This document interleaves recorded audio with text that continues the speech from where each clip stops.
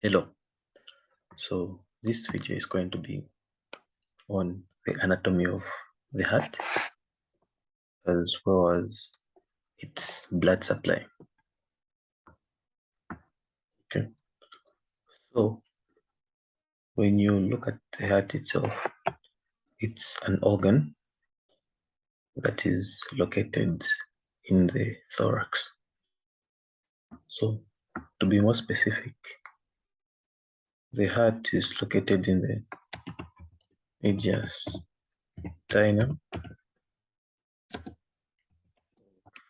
thorax.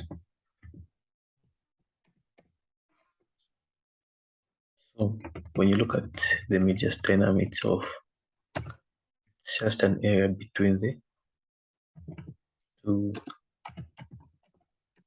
pleural cavities.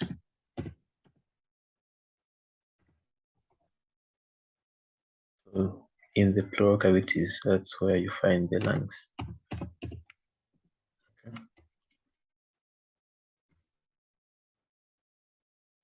So because of this, you can say that the heart is located in the mediastinum. To be more specific, the middle mediastinum. So that's the mediastinum. You can further divide it into 4 parts. You have the superior mediastinum, you have the anterior mediastinum, you have the middle mediastinum, and you have the lower mediastinum. So the heart is located in the middle mediastinum.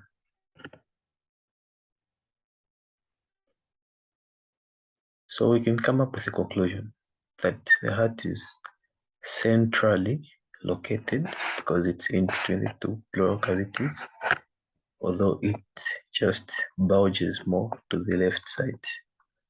So don't say the heart is on the left side.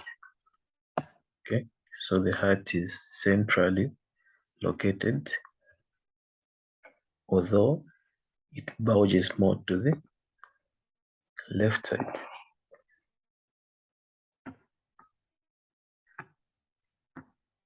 So let's start with the anterior view of the heart.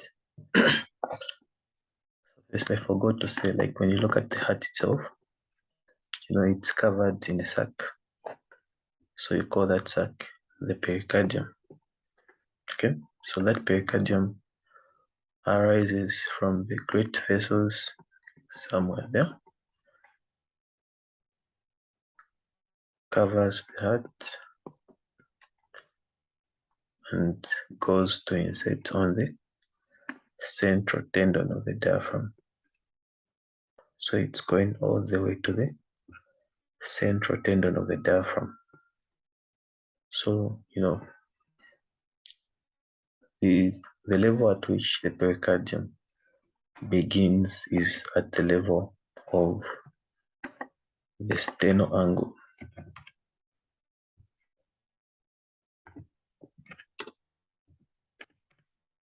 So this is the angle between the manubrium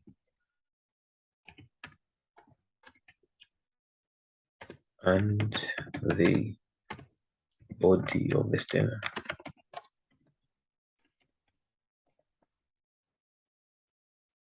Okay. At this level, that's where you even find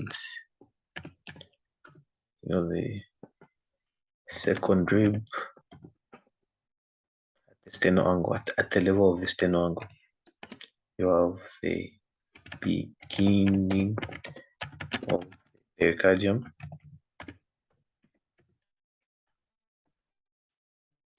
That's why you'll find the ascending aorta. That's why you find the arc of the aorta.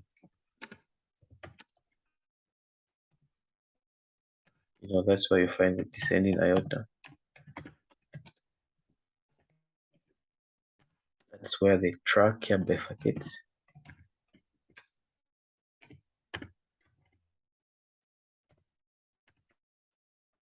So you have a lot of things at the level of the sternal angle. So you have to know this level, okay?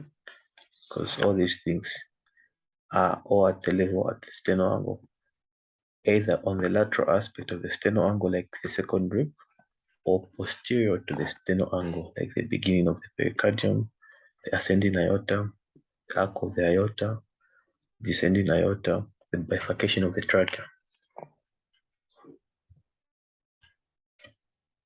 And when you look at the sternal angle, if you go posteriorly, so you make a transverse cut, you go posteriorly to the level of the sternal angle, you will notice that it's in between the fourth and fifth thoracic vertebrae.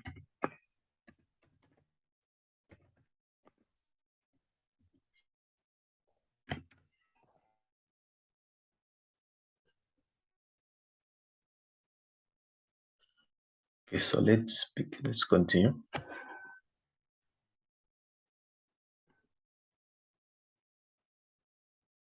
Now, imagine you cut through the pericardium. So the view you're going to be seeing is basically going to be the anterior view. So this is the view which you're going to see. So when you look at the anterior view, you know, it has a surface. You have this surface on the anterior view. So you call this surface the anterior surface of the heart. So when you look at the anterior surface of the heart, it's mostly made up of the right ventricle. So this is the right ventricle, and a small part is going to come from the left ventricle.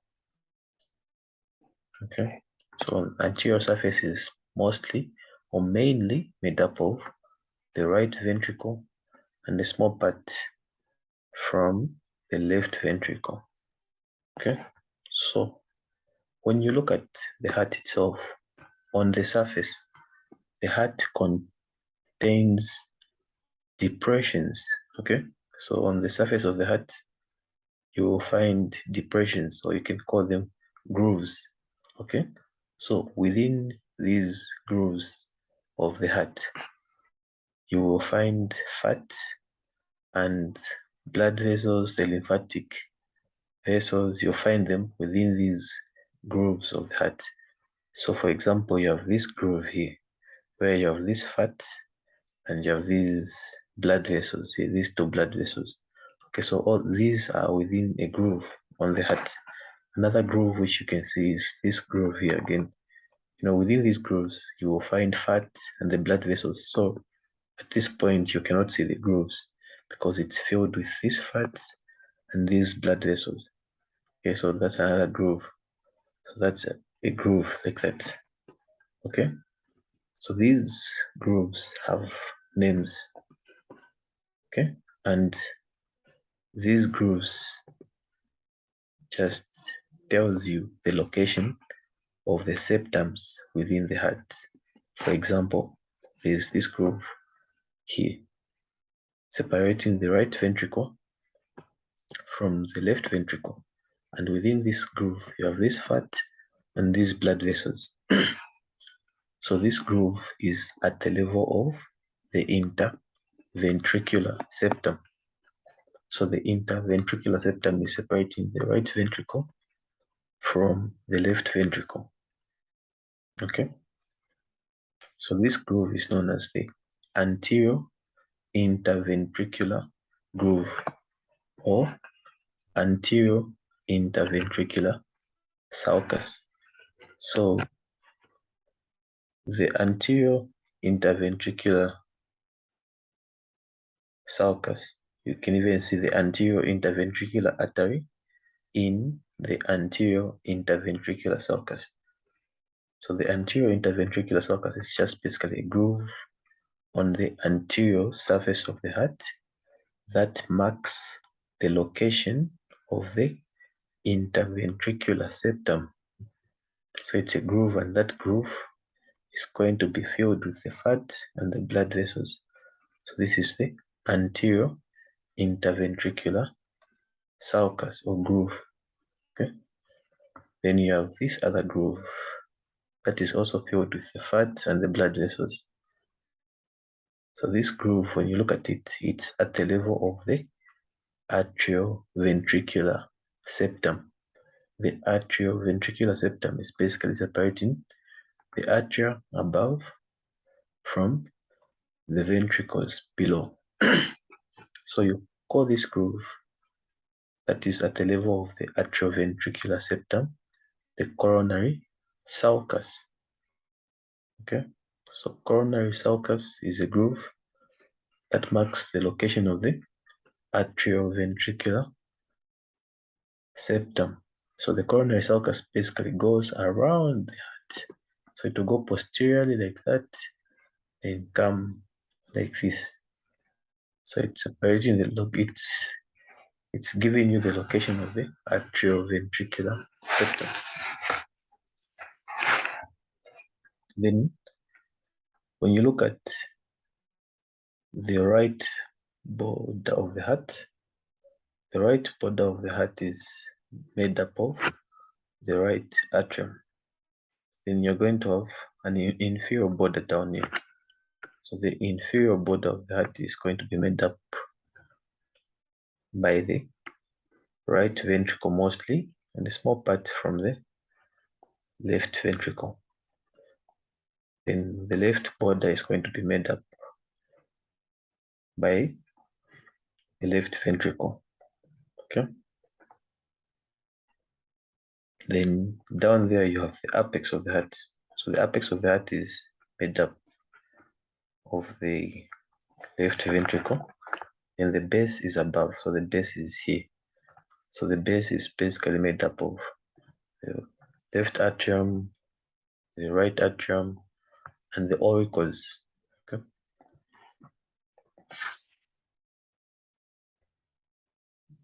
So now when you go to the posterior view of the heart, you're going to have this surface of the heart, which is the posterior surface. So the posterior surface is now mainly going to be made up of the left ventricle, and the small part is going to be made up of the right ventricle. Okay. So on the posterior aspect of the heart, you have another vein. Okay, not really a vein, a sulcus, sorry. No, another sulcus. Okay, so that sulcus is basically again going to mark the location of the left ventricle from the right ventricle now on the posterior aspect. So on the anterior aspect, we had the anterior interventricular sulcus or groove. So on the posterior aspect as well, you're going to have the posterior interventricular groove. You will find fat blood vessels as well. Okay? Then when you look at the heart itself, no, it is pierced by 8 great vessels, or 8 vessels pierce the heart. Okay, they are known as great vessels. Okay, so you have the superior vena cava above, the inferior vena cava there, number 2. You have the 4 pulmonary veins, so making it 6. You have the aorta, number 7, and the pulmonary trunk, 8. So the heart is pierced by 8 great vessels.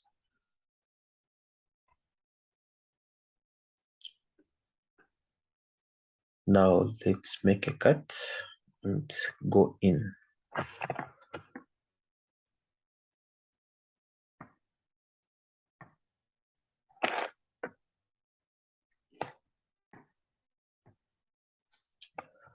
So let's start with the atrium. So imagine we make a cut at this level. We make a cut through the atria at this level. We make that cut, then we flip this part which we've cut like that. Okay, let's assume that So what you're going to see now is this. So we've made a cut through the right atrium. Okay.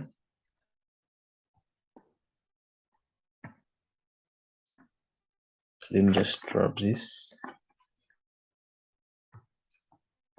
So first of all, when you look at the atria, these are the receiving chambers of the heart. They are above. You have the left atrium and you have the right atrium.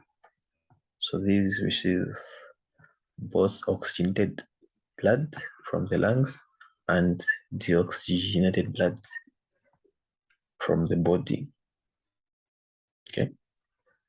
So the right atrium is on the right side and it receives deoxygenated blood. Okay. Then the left atrium is on the left side and it receives oxygenated blood. Then these two atriums are separated by a septum. There's a wall in between. You call that wall the interatrial septum. Okay. So now let's start with the right atrium. We've made our cut. So this is what you can see. Okay. So this is the medial wall, which you can see. So basically this is the interatrial septum. The left atrium is on the other side of this. And down there, there's a valve there that's separating the right atrium from the right ventricle below. So the right ventricle is just below that there. Okay. And there you have the opening of the inferior vena cava. Above there you have the opening of the superior vena cava. Okay. Then this is the opening of the coronary sinus. So the coronary sinus, that's the venous drainage of the heart. So after draining the heart itself, the deoxygenated blood goes back to the right atrium via the coronary sinus. So the coronary sinus drains directly into the right atrium. So this is the opening of the coronary sinus. Then on the interatrial septum, you find a depression, which is number 3. So this depression is known as the fossa ovalis. Okay. So there's just a depression on the interatrial septum. Then so during fetal life, okay, there is an opening between the right atrium and the left atrium. Okay, so that opening is known as the foramen ovale. Okay, so this is during fetal life. So blood mixes from the right atrium, it goes to the left atrium, then from the left atrium it can go to the right atrium, just like that. So after delivery, that opening closes up, and when it closes up, it forms a fossa ovalis. So it will just form a depression. Okay, so that's another thing you can see. Then the other thing which you can appreciate is this muscle here, number 6. Okay, so number 6 is a muscle which you'll find in the right atrium. Okay, let me just, so that muscle is known as the pectinate muscle.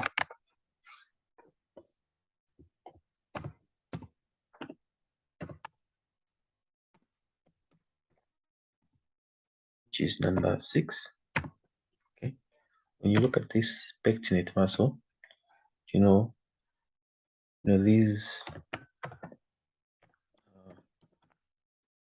horizontal ridges,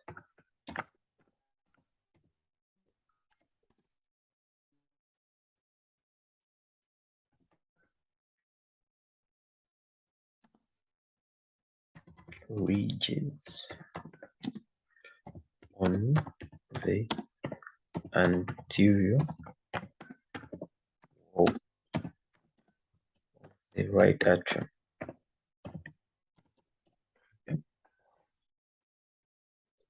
Then when you look at these same pectinate muscles, these horizontal ridges, so within the heart you'll find this muscle, the pectinate muscle. So it will pump to help the right atrium pump the blood to go down into the right ventricle. Okay, so when these muscles contract, blood is forced to go down into the right ventricle. So this muscle originates from this vertical ridge. Okay, so these are the horizontal ridges. Okay, so these horizontal ridges are originating from this vertical ridge. Let me change the color. This vertical ridge, there's this vertical ridge, which is number 80. That's where these pectinate muscles are originating from. So this vertical ridge is known as the crista terminalis.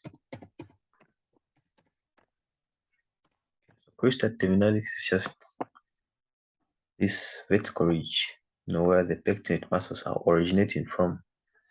Okay, so now there is one part which you can locate close to the crista terminalis. And that part is very common, especially when you're dealing with the cardiovascular system. Okay, so just imagine you take this flap, you put it back there. So what you're going to notice is that, let me just put my drawing. So if you take this flap, you bring it back like this. Okay, so what you're going to notice is that the crista terminalis will be at this level, at that level there. That's where you have the crista terminalis. Okay, then from the crista terminalis, we said you have the papillary muscles originating from it. So be like that. Okay, so now there is one thing which you need to know. Okay, so that thing is the location of the SA node, the SA node, the sinoatrial node. Okay, the SA node. So when you look at the SA node is located at the junction between the superior vena cava, which is this one, and the right atrium on the superior end or at the upper end of the crista terminalis. So the SA node is located somewhere here on the upper end of the crista terminalis at the junction between the superior vena cava and the right atrium. So that's where you would locate your SA node, the pacemaker of the heart.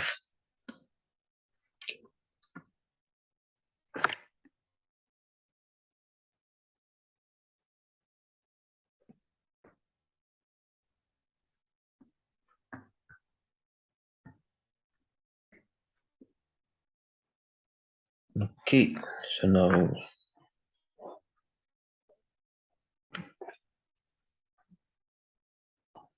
that's the same image I was talking about. Okay.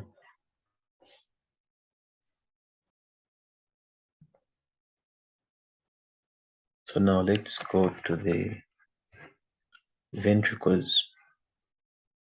So when you look at the ventricles of the heart, they're located below the atria, and they are separated by the atrioventricular septum. Okay, so the ventricles, basically these are the discharging chambers of the heart. You have the right ventricle and the left ventricle. This is the right ventricle and this is the left ventricle. the right ventricle receives the blood from the right atrium above, and it pumps blood to the lungs through the pulmonary trunk. The pulmonary trunk is going to divide into the right and left pulmonary arteries. Okay,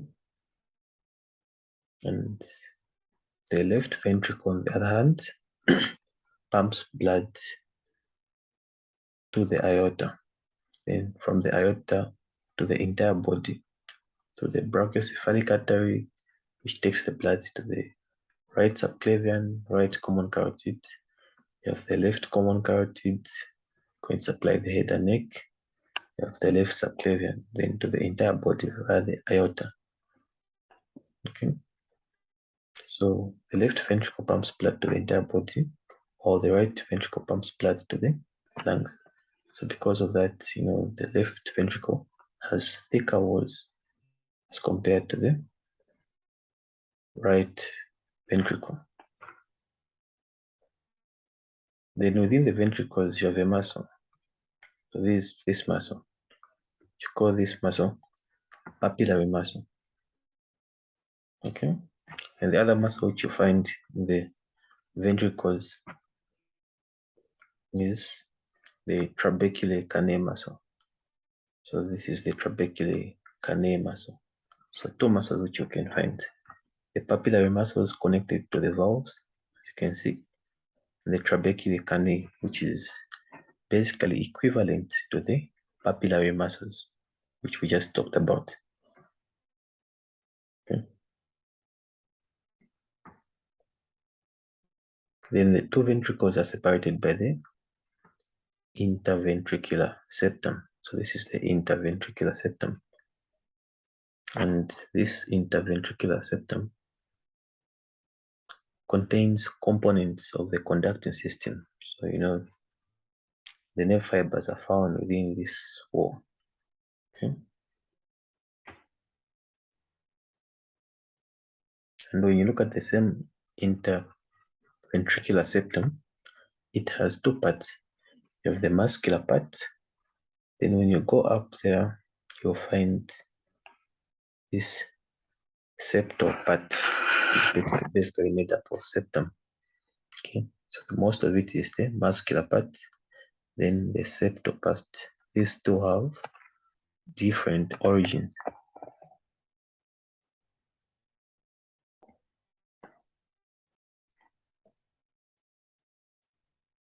So when you look at the left ventricle, like I said, the wall is 3 times thicker than that of the right ventricle. Okay, there's one inlet, so blood is coming from the left atrium through the left atrioventricular valve. Okay, then from there, the blood is going to go to the left ventricle. From the left ventricle, then blood is going to be pumped into the aorta via the aortic orifice. Okay, and it's divided by the valve. Okay, which is the mitral valve or the bicuspid valve. Okay,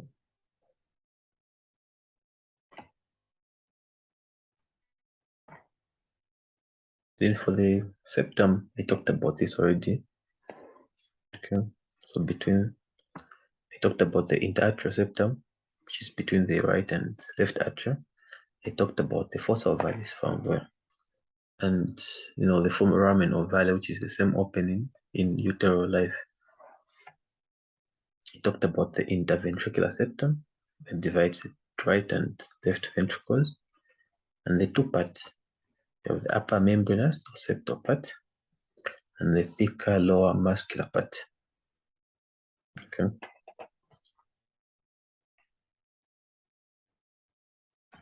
In the valves, when you look at the heart valves, you need to know the heart valves. Okay. So these heart valves, because they ensure unidirectional blood flow through the heart. So they basically prevent the backflow of blood. You don't want blood to be backflowing as the heart is pumping. That's a problem. Okay. So basically the heart valves are composed of endocardium with a connective tissue core, which is dense connective tissue. Okay, so you have two major types of heart valves: the atrioventricular valves, so between the atria above and the ventricles below, and the semilunar valves. So these are the valves now between the ventricles and where the blood is going. So the atrioventricular valves lie between the atria and the ventricles. So between the right atrium and the right ventricle, you have the right atrioventricular valve, which is known as the tricuspid valve. Then the left atrioventricular valve is known as the bicuspid valve, the mitral valve. Okay. So the function simple, it prevents the backflow of blood, okay, in the atria into the atria when the ventricles contract. When the ventricles are trying to push the blood either to the lungs or the entire body. So you don't want that blood to go back to the atria when it wants the blood to go to those other parts, okay? So these are the valves that are going to prevent that backflow. Then when you look at these atrioventricular valves, they are held to the papillary muscles via some tendons. So the tendons are known as the chordae tendinae. So these chordae tendinae, they anchor the atrioventricular valves to the papillary muscles of the ventricle, of the ventricular walls. So we talked about the papillary muscles found in the ventricles. Above you have the atrioventricular valves. In between, you're going to have this tendon, the chordae tendinae. Okay. So basically, it prevents the prolapse of the valves back into the atrium. In the semilunar valves, they prevent the backflow of blood back into the ventricles. So these have no chordae tendinae upon. Okay. So they have two types. You have the aortic semilunar valve, lies between the left ventricle and the aorta, and you have the pulmonary semilunar valve, which lies between the right ventricle and the pulmonary trunk. Okay. So basically, when blood passes through the atrioventricular valve, that's why you hear the lab sound. When the heart is beating, it makes a sound. It's not lab dub, lab dub. So it's lab dub.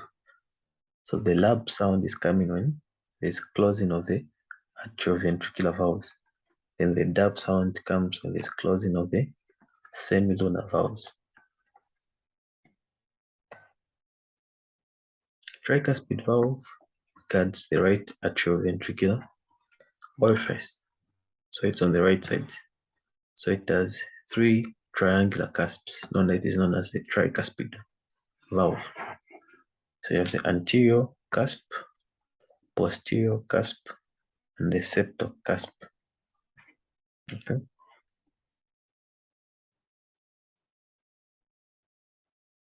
In the chordae tendinae, like I said, these are fine white connective tissue cords which attach the margin of the cusp to the papillary muscle of the ventricles below. The mitral valve or the bicuspid valve guards the left atrioventricular orifice. It is named bicuspid because it contains two triangular cusps. Just by the name bi, two, cusp, pid. Okay. So you have the anterior and posterior cusps with similar structures to those of the right atrioventricular orifice. In the pulmonary semilunar valve is in between the right ventricle and the pulmonary trunk. So there are three. Okay, so you have one this side, the other one that side, and the other one on the posterior aspect. Basically, this is from the aorta, but they have similar arrangements, okay? So they are semilunar because they look like half moon, okay? For both the left and right semilunar valves, they all have 3 cusps, okay, which appear like half moon, okay? So now, when you go to the aortic semilunar valve, it's very important that you know it, because that's where the coronary arteries are beginning from, okay? So basically, this valve is ending up to this level, okay? So below this level, you have your left ventricle, because the aortic semilunar valve is between the left ventricle and the aorta valve. So below, you're going to have the left ventricle. Then above here, above this level, you have the aorta beginning, okay? And you have this valve separating the aorta from this left ventricle, the aortic semilunar valve. So it has 3 cusps. You have one on your right, the one on the left, and the other one on the posterior aspect. So this one on the right is known as the right semilunar cusp. The one on the left is known as the left semilunar cusp. The one on the posterior aspect is posterior semilunar cusp. Okay, so from the right semilunar cusp, you have an opening. So this opening is in the aorta, not the left ventricle, because the cusp is ending at this level. So from the right semilunar cusp, you can put your hand basically here. You can even touch him. You can put your hand. Okay, so you call this depression here within each cusp. Even this cusp, again, you can put your hand. So you have that depression. Even on the posterior aspect, you have a depression you can put in your hand there in these cusps. Okay, so you call that depression the aortic sinus. So from the right aortic sinus, you have an opening for the right coronary artery. So this is basically the right coronary artery. Then from the left aortic sinus, you have an opening again for the left coronary artery. You don't have an opening in the posterior aortic sinus, because blood supply to the heart is just via the left and right coronary arteries. So the right coronary artery originates at that level. The left coronary artery originates at that level. Okay. Conducting system of the heart, like I said, the pacemaker of the heart is the sinoatrial node. You now know its location. On this image, you see at that level there, that's where you're having your sinoatrial node. Then from the sinoatrial node, you basically have 3 branches that goes to the SA node. Okay, so this is the sinoatrial node. You have 3 branches. You have this one down there going to the AV node. You have this one there going to the AV node, and you have that one again going to the AV node. So you have 3 branches. Okay, then there's another branch from the right atrium, that takes the conducting system to the left atrium. So you call that bundle the Bachmann's bundle. Okay, when you look at the AV node is located in the interatrial septum near the opening of the coronary sinus. Okay, then from the AV node, now action potential now goes to the ventricles. So the SA node, right atrium, no. So basically it's going to supply the right atrium, and it's also going to supply the left atrium via the Bachmann's bundle. Then so these three bundles are going to go to the AV node. The AV node is the gateway to the ventricles. Now you have the His bundle, or the bundle of His, okay, that divides into two bundles, the right bundle and the left bundle, okay. Then from the bundle of His, so basically these, so then from the bundle of His, you're going to go to your Purkinje fiber system, okay.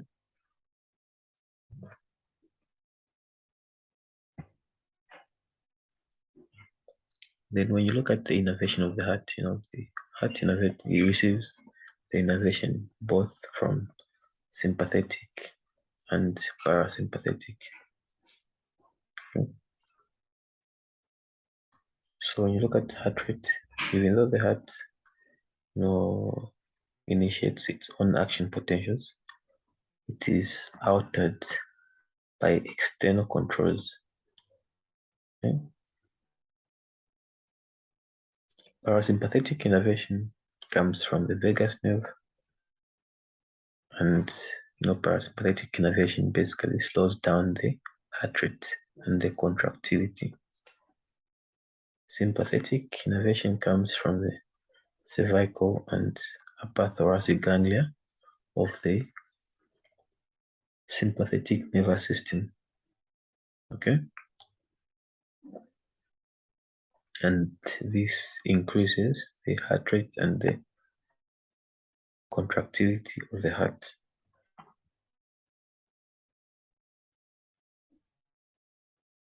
Major vessels, basically I've talked about them.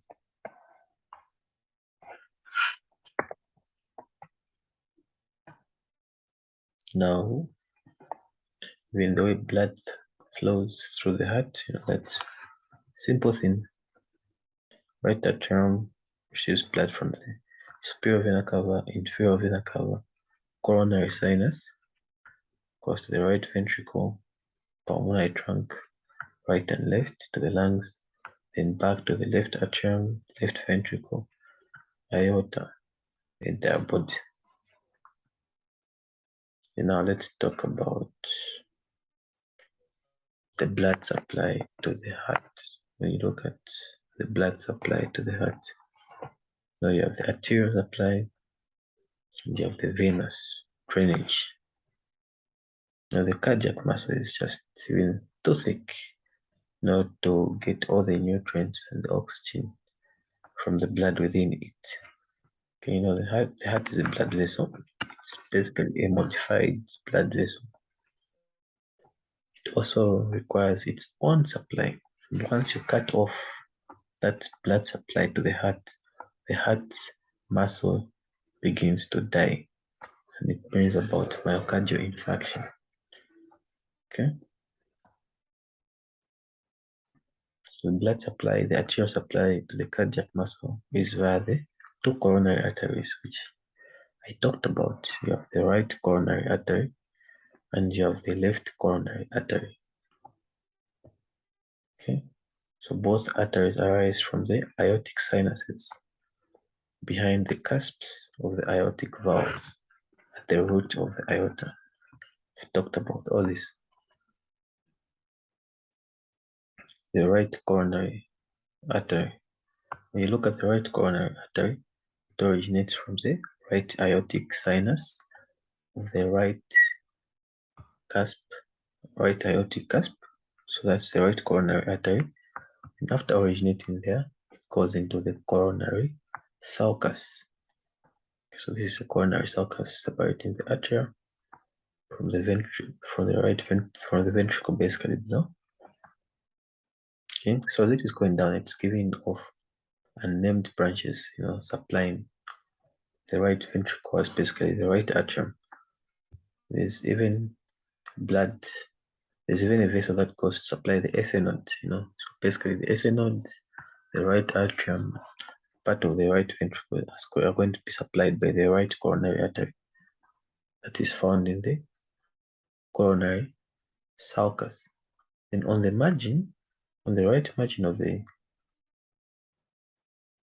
heart, you have this branch here, very big. Okay, so this branch has a name. It's known as the marginal branch because it's on the margin, right margin. So this is the right marginal branch. Then from there, the right coronary artery goes posteriorly within the coronary sulcus. Then it's going to give off a branch. We'll talk about that later. So this is basically the right coronary artery there. Then you have your right marginal branch, this one, in the margin.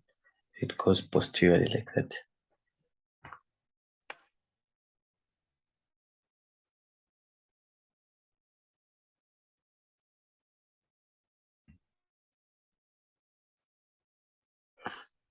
Then now, when it goes posteriorly like that, will be this one here. So it's going to go posteriorly like this. Then at this junction between the coronary sulcus and the posterior interventricular sulcus, now we call this part the crux.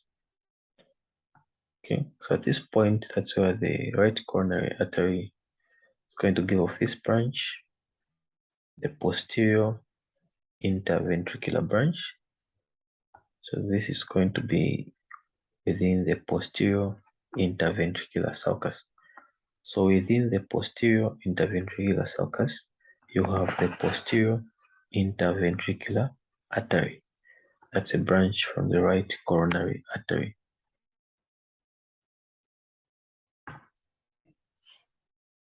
So the branches of the right coronary, they have the marginal branch, the right marginal branch. You also have the posterior interventricular branch. Small branches, these are the unnamed branches to the right atria, the infundibular, to the SA node, terminal branches. Areas of distribution, the right atrium, the ventricles, the greater part of the right ventricle. Okay. The posterior part of the interventricular septum, the whole of the conducting system of the heart, except a part of the left branch of the AV bundle. So most of the conduction is going to be supplied by the right atrium. So for the SA node is supplied by the left coronary artery in 40% of cases. So these are variations. So out of 10, you'll find that 6 people, blood supply to the coronary artery is going to be via the right coronary artery. In 4 people, you will notice that the blood supply to the SA node is via the left coronary artery. So these are variations. Left coronary artery, it's larger than the right coronary artery. It arises from the left aortic sinus. Okay, this is it. So when it arises from the left aortic sinus, it's going to appear between the pulmonary trunk and the arc of the aorta. So this is the pulmonary trunk, this is the aorta. So it's going to appear like that. Then it's going to divide into 2 branches, one going like that, and the other one which was going to go down like that. So this branch that goes into the anterior interventricular groove. So this branch is going to be within the anterior interventricular groove. So this branch is going to be known as the anterior interventricular artery, or the anterior interventricular branch of the left coronary artery. Then you're going to have that other branch that's going to go into the coronary sulcus. So this branch is known as the circumflex artery. Circumflex because it's going around the heart. So the branches, the anterior interventricular, I've talked about this. Now these are minor branches branch to the diaphragmatic surface of the left ventricle. Okay. We also had the circumflex branch. Small ones, these are unnamed branches. Areas of distribution of the left atrium, the ventricles, the greater part of the left ventricle. Okay. Anterior part of the interventricular septum, the part of the AV, the left part of the AV bundle, the bundle of this. So basically, those are the two. Right coronary, left coronary. Right coronary is the SA node or branch, going to the SA node, marginal branch. Left coronary, which is going to divide into the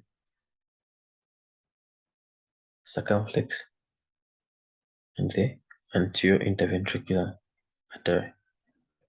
The anterior interventricular artery anastomosis with the posterior interventricular artery. The venous drainage of the heart. When you look at the venous drainage, it's via the coronary sinus. Now, this is the largest of the vein of the heart. Okay, it is situated in the coronary sulcus, the posterior view of the heart. It's about 3 centimeters long. Okay, so let me see if there's an image. Okay, so this is the posterior view.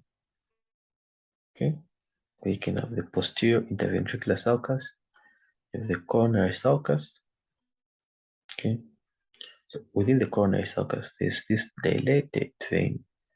It's supposed to be blue. I don't even know why these guys changed the color. This dilated vein is known as the coronary sinus. So the coronary sinus is located in the coronary sulcus on the posterior view of the heart. It is a very big dilated vein. You can see it visible. It's about 3 centimeters long, so it's quite big. Okay, so it has tributaries. Now this vein drains directly into the right atrium. Okay, so it's going to receive all the venous blood from the heart, and it's going to take it back to the right atrium. So this vein has tributaries. So there are some tributaries which you need to know. The first one is this tributary above. Okay, so this tributary is known as the great cardiac vein. So it drains blood from the anterior aspect. So this is the posterior view. Let me take you to the anterior view. Yes. So you have this vein. So this vein is known as the great cardiac vein. The great cardiac vein accompanies the anterior interventricular branch of the left coronary artery in the anterior interventricular sulcus. So you see, after draining the anterior portion, the great cardiac vein is going to take the blood, it's going to go posteriorly. So when it goes posteriorly, you will see it appearing above here like this. Then it's going to drain into the coronary sinus superiorly on the superior aspect. So that's the great cardiac vein. The other vein which you need to know is the middle cardiac vein. So the middle cardiac vein is found in the posterior interventricular sulcus. The middle cardiac vein accompanies the posterior interventricular branch of the right coronary artery. So the middle cardiac vein is going to drain into the coronary sinus. The last vein which you need to know is the small cardiac vein. So the small cardiac vein basically accompanies another artery. So this is the small cardiac vein, this vein you're seeing here. The small cardiac vein accompanies the right marginal branch of the right coronary artery. So the small cardiac vein now is going to go posteriorly. It's going to drain the blood as well into the coronary sinus. You also have other unnamed branches.